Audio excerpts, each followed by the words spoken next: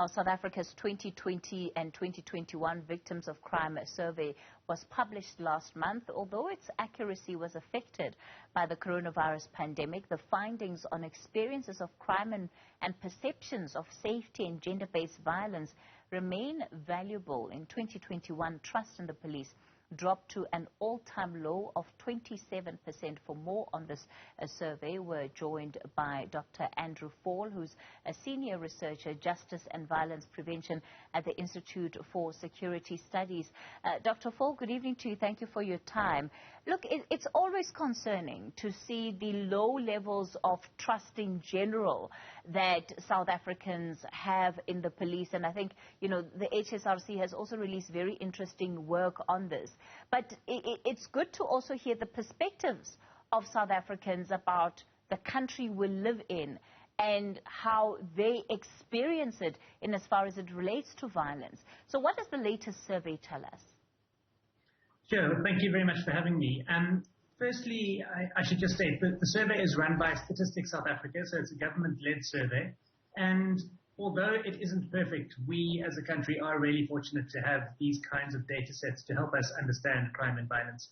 Police data by itself isn't sufficient. A victim survey by itself isn't sufficient. Insurance data isn't sufficient. But together, they do help to paint a more accurate picture.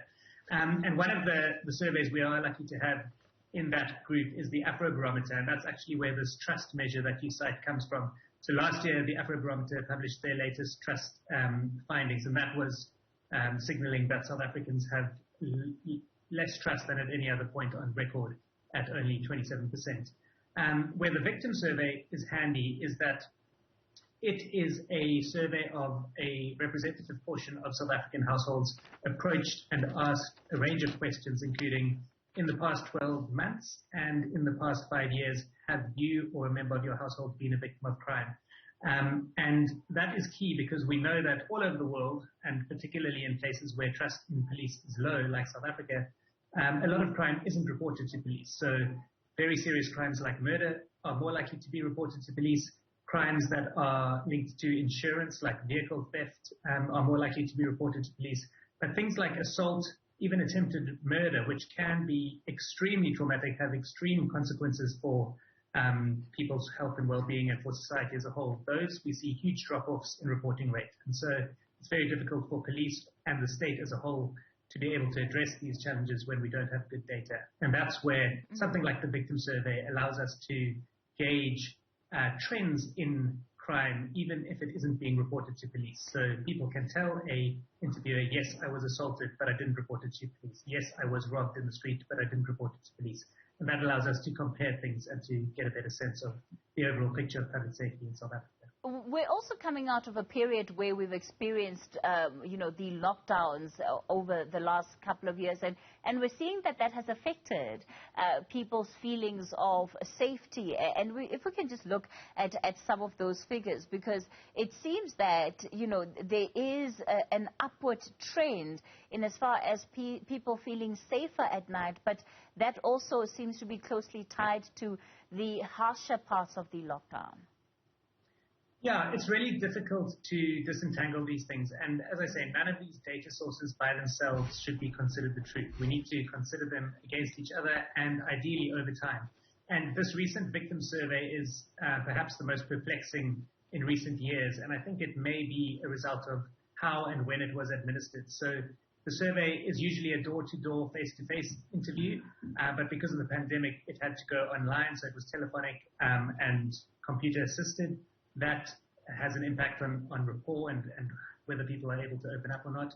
And then also, if one was interviewed at the start of the lockdown, that's when the survey started being administered, then people were being asked about the 12 months preceding the lockdown. But if you were asked 11 months later, 11 months into our lockdown, then when you are asked, have you been a victim of crime or how safe do you feel in the last 12 months, you are effectively reflecting on the period of South Africa's pandemic. And as we know, society changed hugely during that period. And so at this point, it's difficult to disentangle how the questions may have landed in these situations. It's additionally difficult because the South African Police Service statistics are linked to the March-April financial year type period.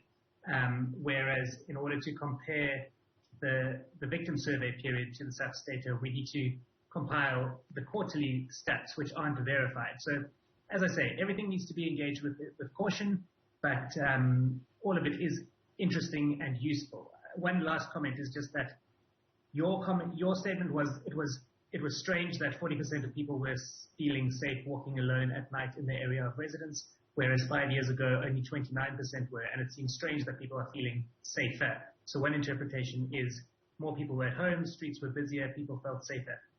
However, we aren't great subjective judges of safety. So in the United States, where violence and crime plummeted in the 90s, it still took 5 or 10 years for people to subjectively feel safer. So even when things really do get safer, we don't, as human beings, automatically feel safer. It takes a while for that feeling of safety to settle in. We also have this aspect of the survey that really provides, again, another interesting contrast. It's around gender-based violence and the work that has been done to raise awareness. And the great news, of course, is the high number of people that have said that they've been exposed to gender-based violence campaigns. They're aware about the information and the scourge that this is for the country. More concerningly, however, is the number of people who actually feel that they would want to get involved in helping resolve cases and matters of gender-based violence were they confronted with them personally.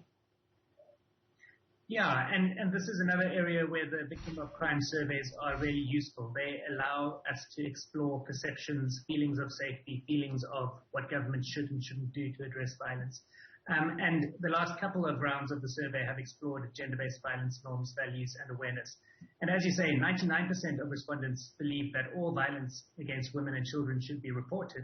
And yet, if asked if they would intervene, only 65% said that they should intervene if they see violence themselves. And many said that if they experienced a friend insulting or being rude to somebody, a woman, it was phrased as a man to a woman, that they're in a relationship with, they would feel bad but wouldn't say anything. And I think this shows what is natural for humans, is that we like to think of ourselves in positive terms. We stand up to, in our mind, we are against violence, but if we are faced with the need to act against it, we don't. And that's one of the challenges we have in South Africa. We all want to live in a safe country, but we don't want to get involved in violence between friends or violence between lovers or violence within a family. And that's really where we do need to intervene if we want to turn the tables on violence here.